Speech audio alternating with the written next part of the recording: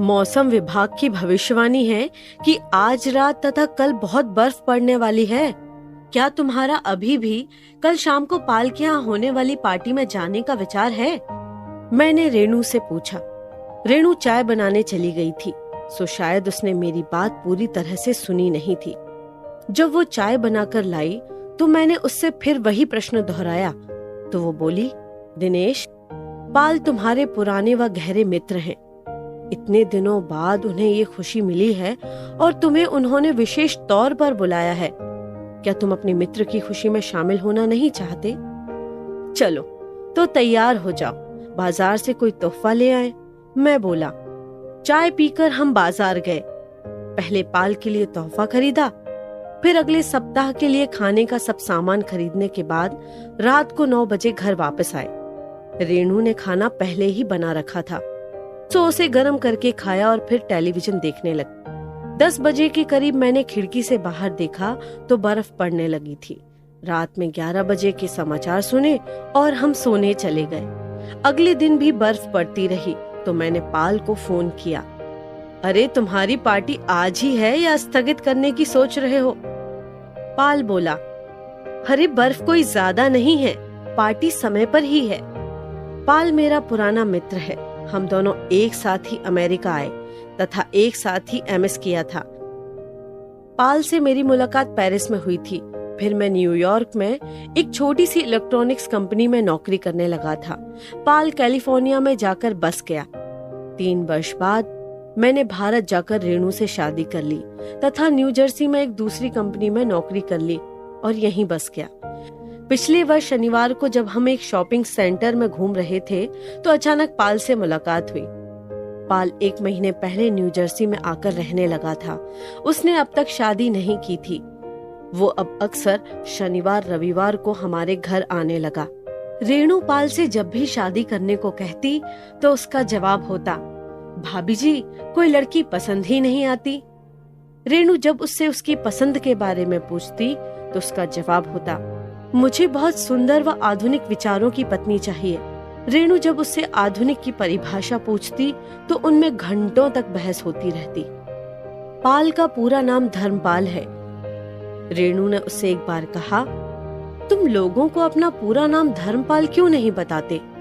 वो बोला, भाभी जी, धर्म तो मैं भारत ही छोड़ आया था, अब तो पाल ही बाकी रह गया है। अचानक एक दिन पाल का फोन आया, दिनेश, मैं दिल्ली से बोल रहा हूँ, 2 सप्ताह बाद मेरी शादी है। मैंने तुम्हें कार्ड भेज दिया है, हो सके तो अवश्य आना। मुझे उसकी बात पर यकीन नहीं हुआ तो उसके न्यू जर्सी के घर पर फोन मिलाया, पर किसी ने ना उठाया। 2 दिन बाद हमें पाल का कार्ड मिला तो यकीन आया, वास्तव में उसकी शादी होने जा रही है। लगभग 1 महीने बाद पाल वापस अमेरिका आ गया और उसने मुझे फोन करके बताया कि उसकी शादी का प्रोग्राम अचानक बन गया। वो आगे बोला, पिताजी का एक दिन फोन आया कि एक लड़की उन्हें बहुत पसंद आई है, आकर देख तो लो। मैं उसी सप्ताह दिल्ली चला गया और शादी पक्की हो गई। रेणु ने पाल को पत्नी सहित घर आने का न्योता दिया तो वो बोला, भाभी जी, सुषमा तो अभी आ नहीं पाई है, उसके वीजा के लिए कुछ कागज वगैरह भेजने हैं। रेणु ने फिर उसे स्वयं ही आने को कहा तो वो बोला, अच्छा, मैं अगले शनिवार को आऊंगा। शनिवार को दोपहर के 2 बजे करीब पाल ने घंटी बजाई तो मैंने दरवाजा खोला। बधाई हो पाल, अफसोस है कि हम तुम्हारी शादी में शामिल नहीं हो सके। रेणु भी पीछे से आ गई और उससे बोली, तुमने हमें समय ही नहीं दिया, वरना हम तो अवश्य आते। पाल बोला, घर में तो आने दो, बाद में ताने देते रहना। वो भीतर आ गया तो रेणु खाना परोसने लगी। खाना खाने के बाद हम लोग बैठकर बातें करने लगे। रेणु ने पूछा, सुषमा कब तक अमेरिका आएगी? देखो, कागज वगैरह तो सारे भेज दिए हैं, शायद 2 महीने में आ जाए। सुषमा 1 महीने से पहले ही अमेरिका आ गई, तब उसकी खुशी में पार्टी का आयोजन किया गया था। शाम को जब हम पाल के घर पहुँचे तो हमसे पहले ही 2-3 परिवार वहाँ आ चुके थे। पाल ने हमारा सबसे परिचय कराया। रेणु बोली, पाल, तुमने सबसे परिचय करा दिया है या कोई बाकी है? भाभी जी, सुषमा ऊपर तैयार हो रही है, अभी आने ही वाली है। करीब आधा घंटे बाद सुषमा नीचे आई तो पाल ने उसका सबसे परिचय कराया। वो पाल से 12 वर्ष छोटी थी, पर थी सुंदर। उसने बहुत मेकअप किया हुआ था, इससे वो और भी खूबसूरत लग रही थी। हम सब लोगों को पाल ने शीतल पेय दिए। फिर उसने सुषमा से पूछा, तुम क्या लोगी? वो बोली, कुछ भी। इस पर पाल उसके लिए स्कॉच बनाने लगा तो वो बोली, इसमें पानी मत डालना, बस बर्फ डाल के ले आना। जितनी भी वहाँ और भारतीय महिलाएं थीं, सब साधारण पेय ही पी रही थीं। मैं ऐसी बहुत सी कम भारतीय महिलाओं को जानता हूँ जो शराब पीती हैं। रेणु ने जब ये देखा तो उसे यकीन नहीं हुआ कि सुषमा, जो अभी अभी भारत से आई है, स्कॉच पी रही है। कुछ और महिलाओं को भी आपस में कानाफूसी करते सुना। अरे, हम तो यहाँ पिछले 20 वर्षों से रह रहे हैं। भारत में भी काफी आधुनिक थे, पर स्कॉच तो दूर की बात, हमने तो कभी वाइन तक को हाथ नहीं लगाया। रीता को मैंने रेणु से ये कहते हुए सुना। इतने में सुषमा को लेकर पाल बीच मंडली में आया और दोनों ने जाम टकरा कर पीने शुरू कर दिए। 2-3 घंटे तक पार्टी बड़ी गर्म रही। कुछ लोग राजनीति पर चर्चा कर रहे थे तो कुछ हिंदी फिल्मों पर। 12 बजे के करीब शादी की खुशी में केक काटा गया। फिर सब ने पाल को बधाइयां तथा तोहफे दिए। उसके बाद खाने की बारी आई। 12 बजे के आसपास पार्टी तितर बितर होनी शुरू हुई। हमें घर आते आते 1 बज गया। घर आते ही मैं बिस्तर पर लेट गया और जल्दी ही सो गया। सुबह 9 बजे के करीब जब मेरी आंख खुली तो पाया कि रेणु बिस्तर पर नहीं है। मैंने खिड़की से बाहर झांका, बर्फ अभी भी गिर रही थी। मैं नीचे आया तो देखा रेणु सोफे पर सो रही है। मैं जब नहाकर लौटा तो उस समय करीब 11 बज रहे थे। रेणु अभी भी सो रही थी। मैंने सोचा शायद उसकी तबीयत ठीक नहीं है, सो जाकर उठाया तो वो हड़बड़ा कर उठी और बोली, क्या टाइम हो गया? तुम्हें आज टाइम की क्या चिंता है? ये बताओ, तुम्हारी तबीयत तो ठीक है और तुम यहाँ पर क्यों सो रही हो? मुझे रात नींद नहीं आई तो ये सोचकर कि तुम्हारी नींद न खराब हो, 2 बजे के करीब नीचे चली आई। यहाँ आकर भी जब नींद ना आई तो टेलीविजन चला लिया। फिर पता नहीं कब नींद आ गई। मैंने उसके लिए चाय बनाई क्योंकि वो हमेशा चाय पीना पसंद करती है। फिर उससे नींद न आने का कारण पूछा तो बोली, ऐसी तो कोई खास बात नहीं थी, बस पाल और सुषमा के बारे में ही सोचती रही।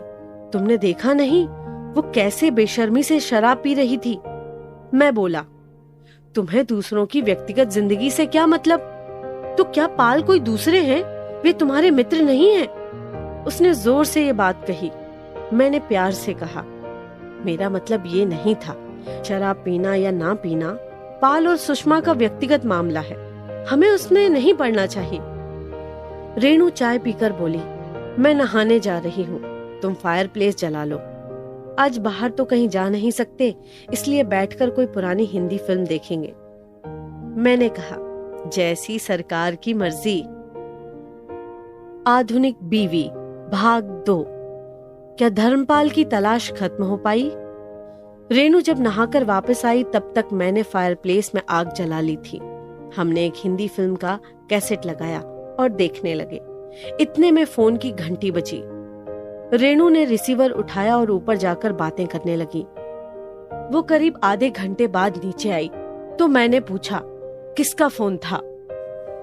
वो बोली, कल की पार्टी में एक दक्षिण भारतीय महिला मिली थी, उसी का फोन था। सुषमा के बारे में ही बातें होती रहीं कि कैसे वो बड़ी बेशर्मी से पाल के गले में बाहें डालकर शराब पी रही थी। मैंने बात को आगे न बढ़ाया, उठकर वीडियो बंद कर दिया और चाय बनाने लगा। चाय पीने के बाद मैं ऊपर जाकर लेट गया। मुझे छुट्टी के दिन दोपहर बाद थोड़ी देर सोना बड़ा अच्छा लगता है। जब मेरी आंख खुली तो देखा रेणु मेरे पास ही सो रही है। मैं उसे सोता छोड़कर नीचे चला आया और टेलीविजन देखने लगा। लगभग 1 घंटे बाद रेणु भी नीचे आई और रसोई में जाकर रात के खाने का प्रबंध करने लगी। मैंने रेणु से कहा कि यदि बर्फ पड़नी बंद न हुई तो लगता है कल ऑफिस जाना मुश्किल हो जाएगा। करीब 8 बजे हमने खाना खाया और फिर से हिंदी फिल्म देखने लगे। 10 बजे के आसपास हम सोने चले गए। सुबह उठकर मैंने देखा कि बर्फ तो पड़नी बंद हो गई है, पर सड़कें अभी भी बर्फ से ढकी हुई हैं। मेरा ऑफिस घर से केवल 5-6 मील ही दूरी पर है, सो ऑफिस जाने का निश्चय किया। ऑफिस में ज्यादा लोग नहीं आए थे। शाम 5 बजे मैं वापस घर आ गया। रेणु ने चाय बनाई तथा डांक लाकर दी। पूरा सप्ताह ही बीत गया। शुक्रवार की शाम को रीता का फोन आया। उसने अपने यहाँ अगले दिन रात के डिनर पर आने का निमंत्रण दिया। हमारा चूंकि अगले दिन कहीं जाने का प्रोग्राम नहीं था, सो हाँ कर दी। रीता के घर जब पहुंचे तो ये जानकर बड़ा अचंभा हुआ कि पाल वहां निमंत्रित नहीं है। रीता ने अन्य भारतीय परिवारों को भी बुलाया हुआ था। पार्टी में भी सुषमा के बारे में चर्चा होती रही।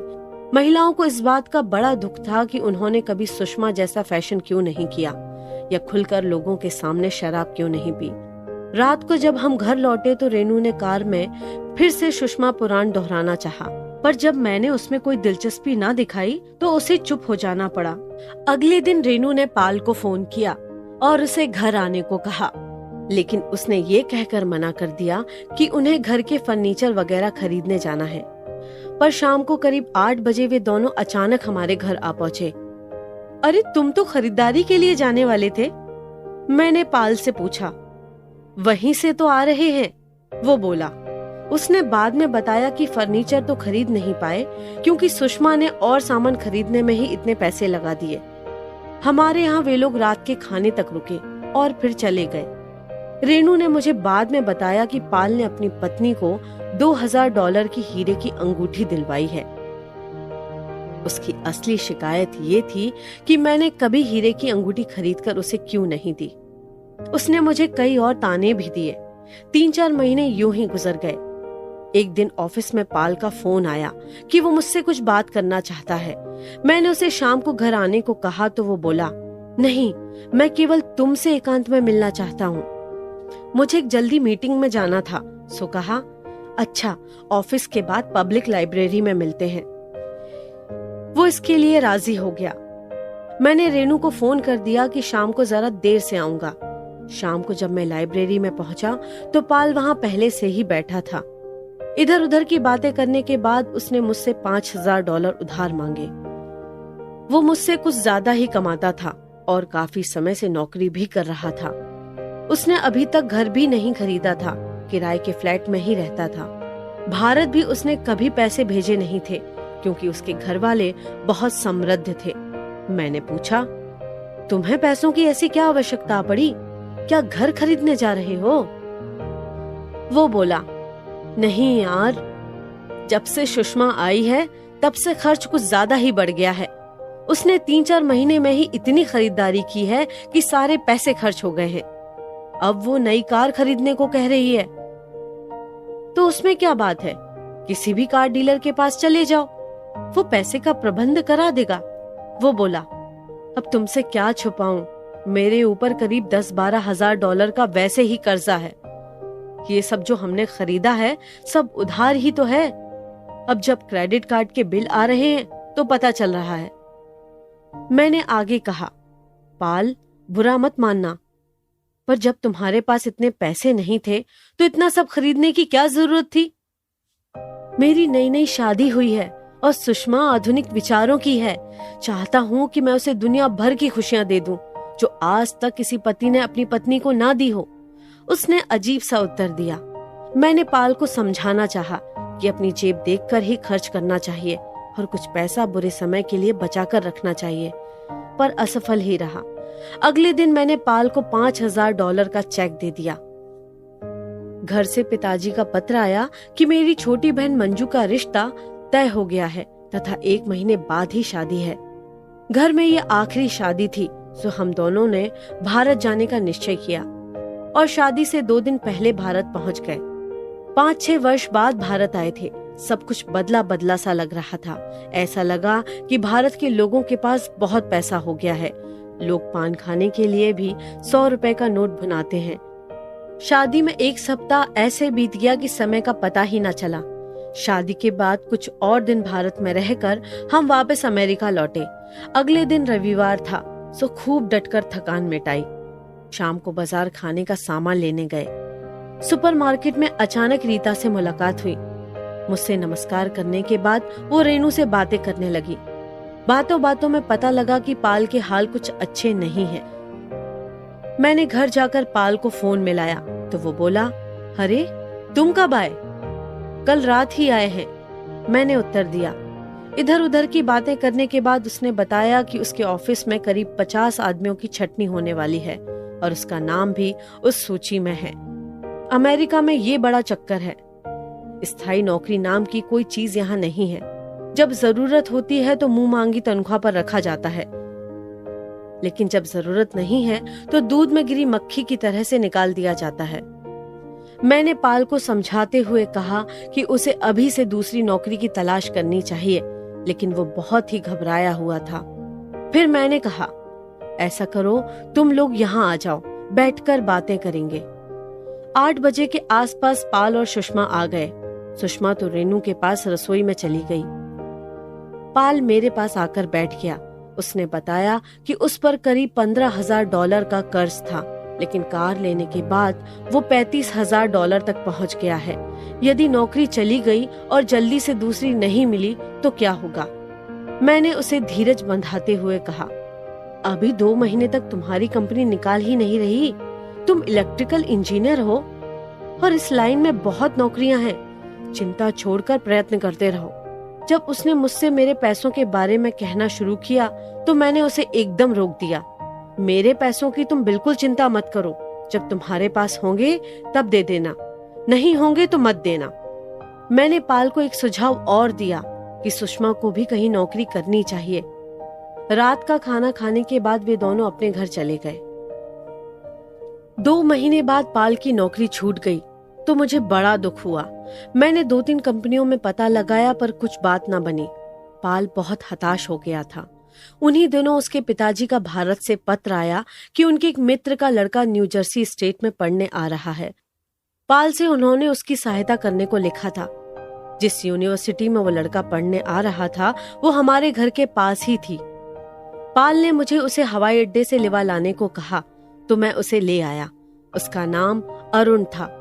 पाल अगले ही दिन उसे यूनिवर्सिटी ले गया तथा उसका रजिस्ट्रेशन वगैरह सब करा दिया।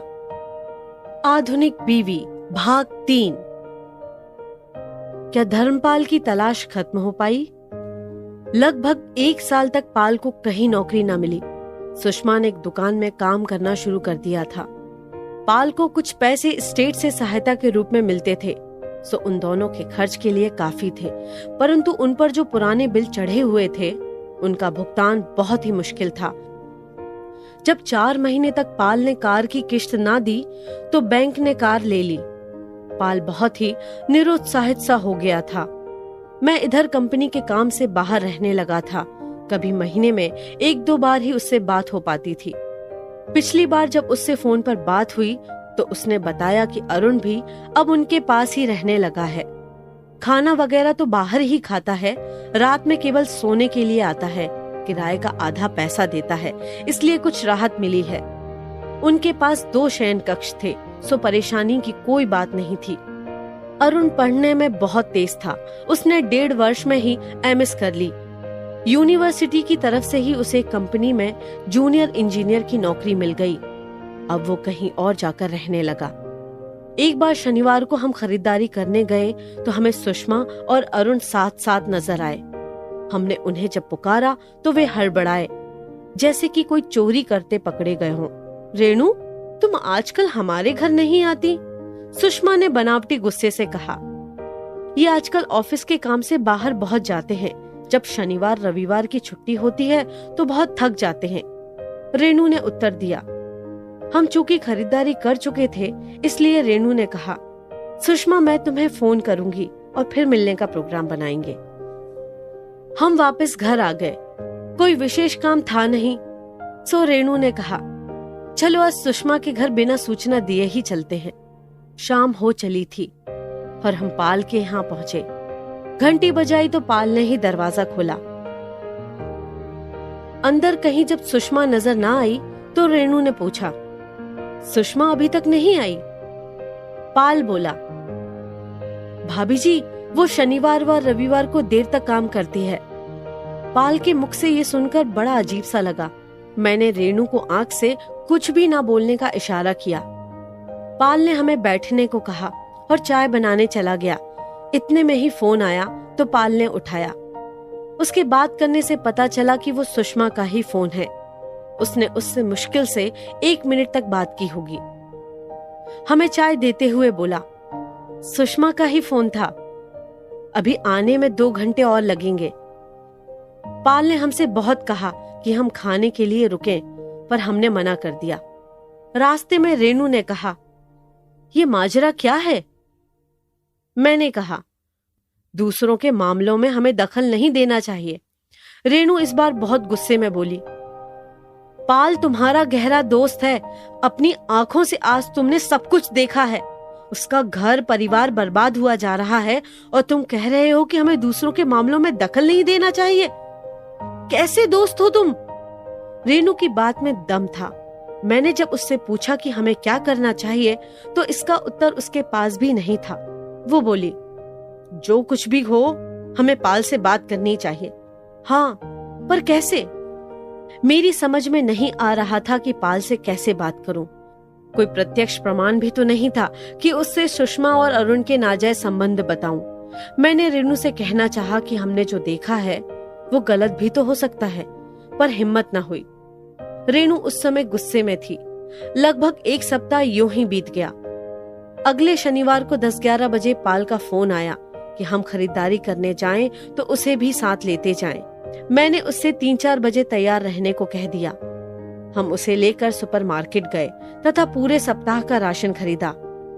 पाल ने भी अपना सामान खरीदा। जहाँ सुषमा काम करती है वहाँ चलते हैं, मुझे वहाँ से कुछ सामान खरीदना है। रेनू ने कहा। हम वहाँ गए। जिस काउंटर पर सुषमा काम करती थी वो वहाँ नहीं थी।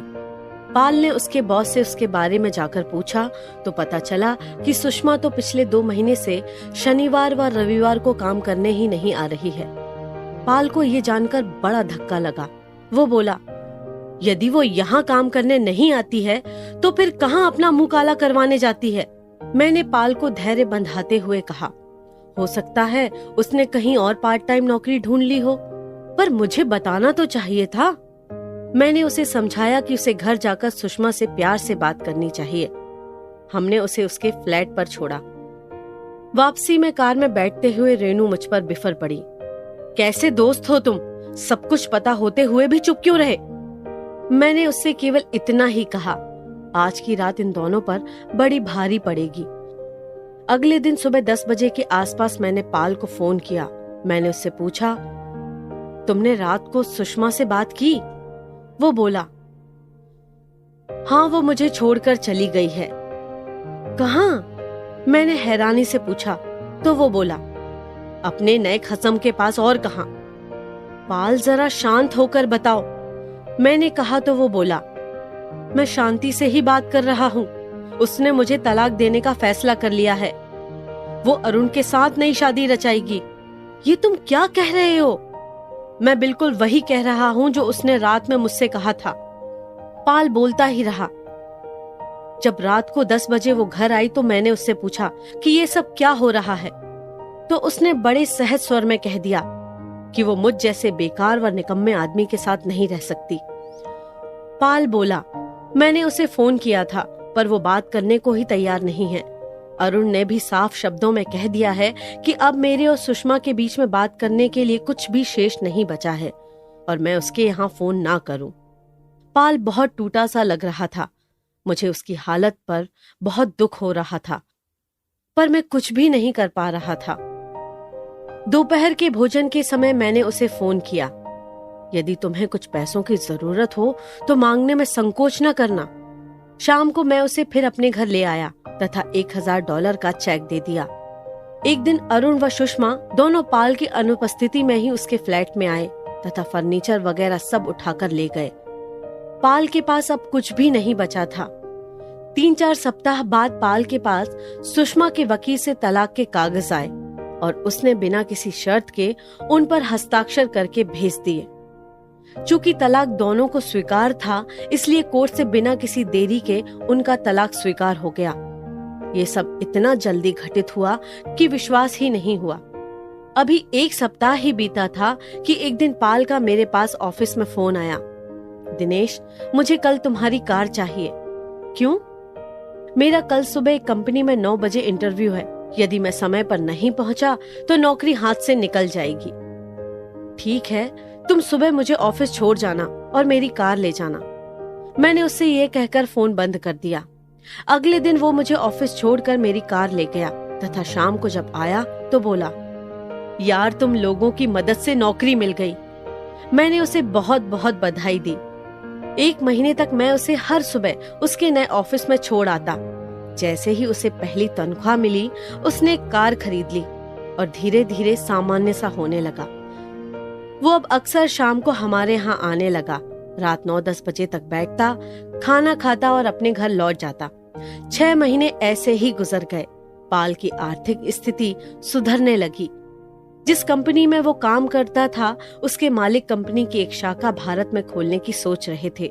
उन्होंने पाल को 1 महीने के लिए दिल्ली जाने को कहा तो वो वहां चला गया। लगभग 1 महीने बाद जब वो वापस आया तो मुझे फोन किया कि उसने फिर से शादी कर ली है और उसकी पत्नी उसके साथ ही आई है। उसने अगले शनिवार को हमें घर आने को कहा। भाई साहब, थोड़ी और पकौड़ी लीजिए। आपने तो कुछ खाया ही नहीं। मैंने स्वयं बनाई है। क्या अच्छी नहीं बनी? पाल की पत्नी उषा ने जब मुझसे ये कहा तो मैं अचानक उस दुखद स्मृति से चौंका जो पाल की पुरानी विवाहित जिंदगी से जुड़ी थी और मैं उसी में खोया हुआ था। नहीं नहीं, बहुत अच्छी बनी है, मैंने कहा। तो पाल उषा से बोला, दिनेश को यदि पकौड़ियों के साथ बियर मिल जाती तो ये और भी खाता। ये सब इस घर में नहीं होगा।